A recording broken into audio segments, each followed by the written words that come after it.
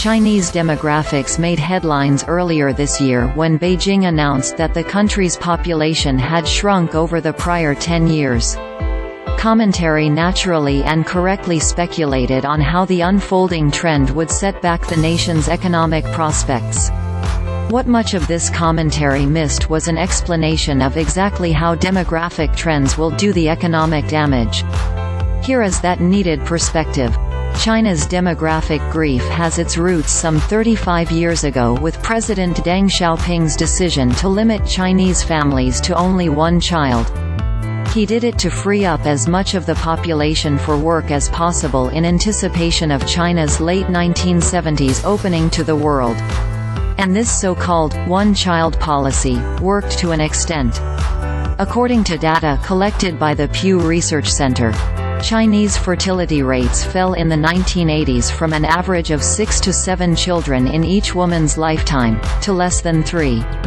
By the 1990s, that average had fallen to less than 2, usually considered what is necessary to keep the population from declining.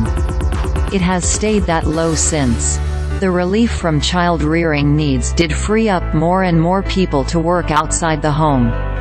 They manned China's factories and produced the economic surplus to enable a surge in exports and feed the monumental infrastructure projects for which China quickly became famous. The real economy, according to the National Bureau of Statistics, boomed, growing over 10% a year for decades. But it is this one-child policy that has now visited trouble on China. The low birth rates of the last 35 years or so have radically slowed the flow of young workers to take the place of the generation of workers now retiring. The shortage of available labor cannot help but hold back overall growth rates.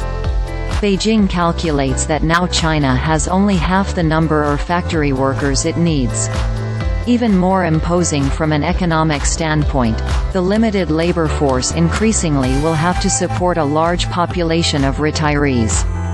Statisticians at the Organization for Economic Cooperation and Development, OECD, calculate that China in 2000 had 6.5 people of working age for each person of retirement age.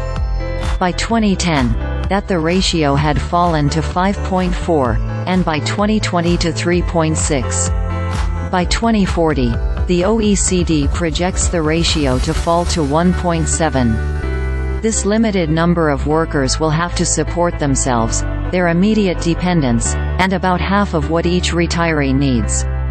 It will matter not whether the retirees have adequate pension resources or fall on public support, the economics will be the same. Workers, in addition to other needs, will have to produce retiree demands for food, clothing, shelter, medical service and more. Under such pressure, it is hard to see how China will be able to produce much of an economic surplus, for exports, for instance, or for the investment projects that are necessary for rapid economic growth. There are ways to mitigate the pressure.